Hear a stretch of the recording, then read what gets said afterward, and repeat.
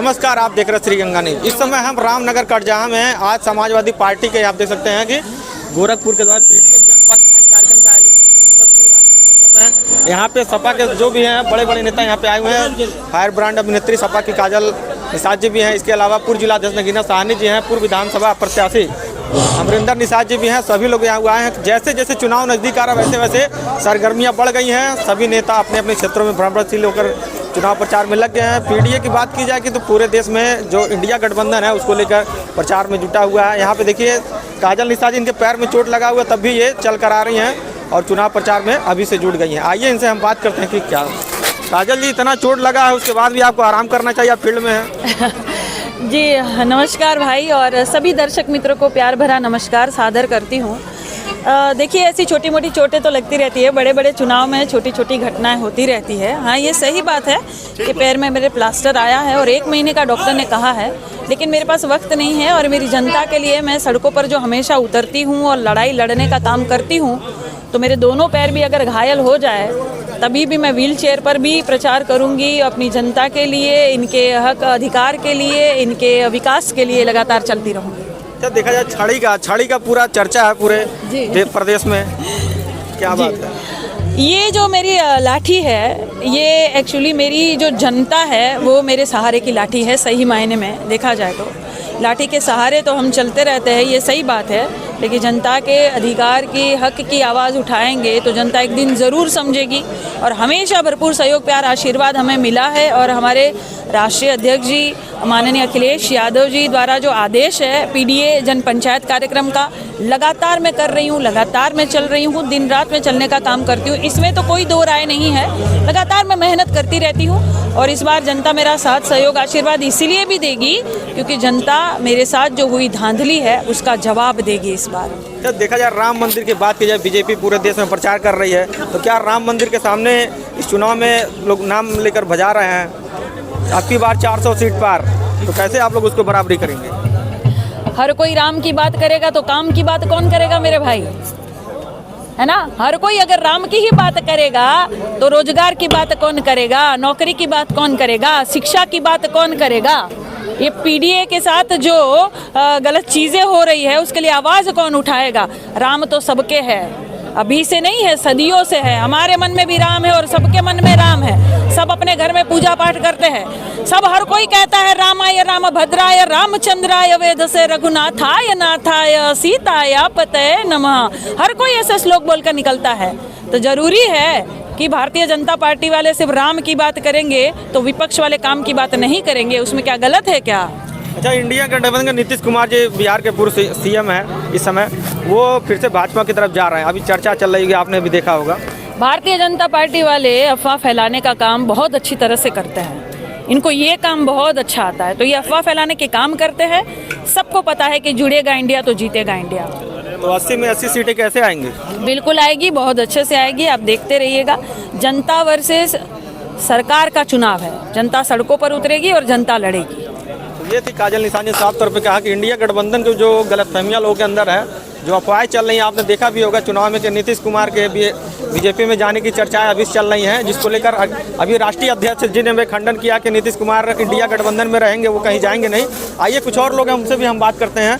पूर्व जिला अध्यक्ष नगीना प्रसाद साहनी जी हैं, इस पीडीए जन पंचायत कार्यक्रम में आए हैं कि क्या कहना। आज जन पंचायत कार्यक्रम का आयोजन हुआ है, क्या उद्देश्य है? मैं सुन नहीं पाया, खड़े हो जाइए। आइए बात करते हैं।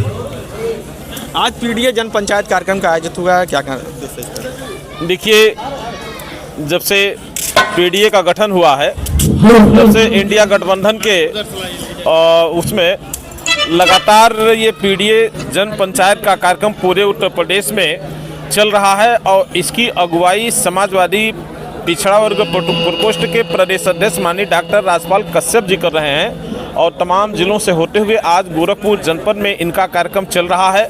चूँकि समाजवादी पार्टी पीढ़ियों को लेकर के चलने वाली पार्टी है। अभी आपने हाल ही में देखा जो 22 तारीख को अयोध्या में कार्यक्रम लगा हुआ था, उस कार्यक्रम में जो भारतीय जनता पार्टी और देश के प्रधानमंत्री और मुख्यमंत्री अपने को दलितों पिछड़ों का हितैषी कहते हैं, वो देश के प्रथम नागरिक हमारी जो महामहिम राष्ट्रपति महोदय हैं जो आदिवासी समाज से आती हैं, उनको आमंत्रित ही नहीं किया गया।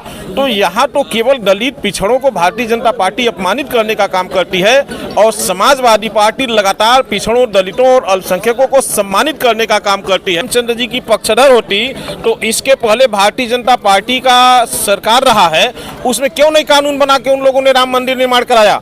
हम लोग तो धन्यवाद देना चाहते हैं संविधान निर्माताओं को, डॉक्टर भीमराव अंबेडकर और जिन लोगों ने संविधान का निर्माण किया, कि आज जो मंदिर का निर्माण हुआ वो भारतीय जनता पार्टी की देन नहीं है, वो हमारे सर्वोच्च न्यायालय का देन है। सर्वोच्च न्यायालय ने जब निर्णय सुनाया तब जाकर के अयोध्या में श्री रामचंद्र जी का मंदिर का निर्माण हुआ। तो हम लोग तो धन्यवाद संविधान निर्माताओं को देना चाहते हैं। भारतीय जनता पार्टी तो उस पर राजनीति कर रही है। अगर भारतीय जनता पार्टी के लोग राजनीति नहीं करते तो महामहिम राष्ट्रपति जी को वहाँ मंत्रित क्यों नहीं किया जाता है। ये तो दलित विरोधी सरकार है और कहीं न कहीं ये पिछड़े लोगों की भी विरोधी सरकार है। आप बताइए, श्री रामचंद्र जी की नैया निषाद समाज ने पार किया था। यही जब चुनाव होता है, भारतीय जनता पार्टी के लोग चुनाव में कहते हैं कि निषाद समाज के लोगों, तुम लोग हमारी सरकार बना दो, हम तुम्हें अनुसूचित जाति की सुविधा दे देंगे, राम राज्य स्थापित कर देंगे। लेकिन आज तक निषाद समाज को अनुसूचित जाति की सुविधा नहीं मिली। मंदिर बनने से राम राज्य स्थापित नहीं होता है। राम राज्य तब स्थापित होगा जब लोगों में बराबरी आएगा। आज जो निषाद समाज, जिसकी आबादी लगभग पूरे उत्तर प्रदेश में 20% है, हमारी स्थिति दलित से भी बदतर है। हमें आज तक अनुसूचित जाति की सुविधा नहीं दी गई। तो भारतीय जनता पार्टी तो खुद श्री रामचंद्र जी की विरोधी है। मुख्यमंत्री जी कहते कि कारसेवकों पे गोलियां चलवाने वाले लोग इसमें राम की बात ना करें। देखिए, योगी जी को और मैं क्या कहूँ, जिले के वो मुख्यमंत्री हैं, उनको जानकारी होना चाहिए देश और प्रदेश व्यवस्था, लॉ एंड ऑर्डर ये संविधान से चलता है, ये धर्म और आस्थाओं से नहीं चलता है। अगर संविधान से नहीं चलता देश तो वो क्यों नहीं मंदिर का निर्माण पहले करा लिए। जब संविधान के द्वारा, सुप्रीम कोर्ट के द्वारा जब जजमेंट दिया गया तभी तो मंदिर का निर्माण हुआ। तो संविधान को बचाने के लिए अगर कहीं कड़ी कार्रवाई की आवश्यकता पड़ती है तो कोई भी सरकार होती है, सबसे पहले वो संविधान की सुरक्षा करते हैं और संविधान के दायरे में ही रह करके कोई काम कराया जा सकता है, जिसके क्रम में माननीय नेताजी ने काम किया था। अब की बार 400 पार, कितना सहमत है इससे बीजेपी कर रही है? बीजेपी वालों की जमानत जब्त हो जाएगी।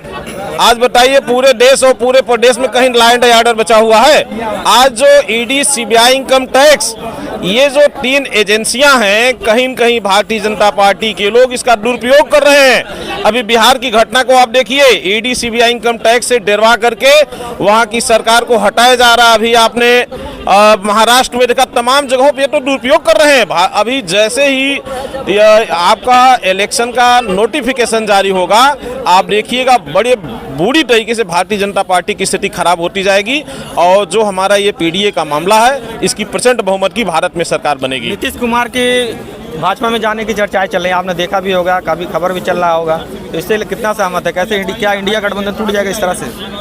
देखिए, इंडिया गठबंधन कहीं टूटने वाला नहीं है। जो पीडीए के लोग हैं वो इंडिया गठबंधन के साथ हैं। नेताओं पलटू राम के जाने से इस पे कोई असर नहीं पड़ेगा।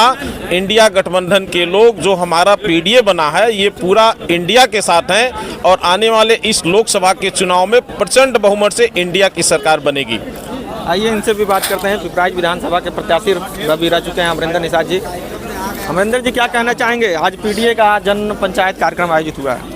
देखिए, ये समाजवादी पार्टी के राष्ट्रीय अध्यक्ष जी के निर्देश पर पूरे प्रदेश में पीडीए के तहत कार्यक्रम हो रहे हैं और पीडीए के माध्यम से पूरे प्रदेश में पिछड़ा, दलित, अल्पसंख्यक और तमाम दलित पिछड़े लोगों को संगठित करके आने वाले सन 2024 के चुनाव में हम लोग सरकार बनाने में अहम भूमिका निभाएंगे। तो आपने साफ तौर पे देखा कि इन लोगों ने कहा, जो चर्चाएं चल रही हैं इंडिया गठबंधन के फूट को लेकर, तो कहा कि ईडी, सीबीआई जो सरकार लगातार इसका दुरुपयोग कर रही है और हम लोग जो 405 का नारा भाजपा दे रही है उसको लोग खंडित करते हैं, कह रहे हैं कि अब की बार इन लोग की जमानत तक जब्त हो जाएगी। लेकिन ये तो आने वाला वक्त बताया, सभी लोग अपने अपने वादे कर रहे हैं। ये तो वादा कितना सही होगा ये तो चुनाव आने के और चुनाव जीतने के बाद ही पता चल सकेगा। श्रीगंगा न्यूज़ के लिए किसानी गोरखपुर।